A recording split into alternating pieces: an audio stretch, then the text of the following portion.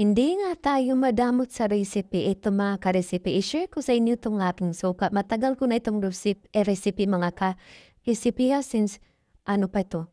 Basta matagal ko itong recipe. Siguro malapit na mag 10 years, mga ganun. Tansya ko lang mga recipe ha. Ito hindi ko to pang binta mga recipe. Pang ano ko lang to, pang timpla-timpla. Gusto ko na i-share sa inyo para ma-idea din kayo sa suka niyo. Yan, pwede niyo gawing panegosyo ito mga ka-recipe. Kaya po siya talaga blender yan para lumabas ang kanyang aroma. Maganda kasi mga ka-recipe pag biniblender mo yan siya.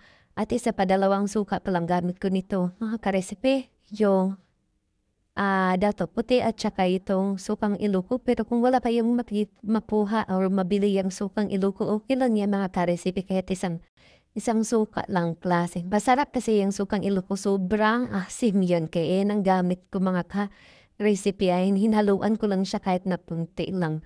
Tapos ito na mga ka-recipe. Ang ganda nito.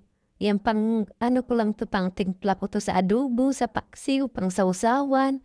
Pag may pumunta dito sa amin, binibigyan ko ng suka. Pero hindi ko ito binibinta mga ka-recipe. Pinamihighe ko lang.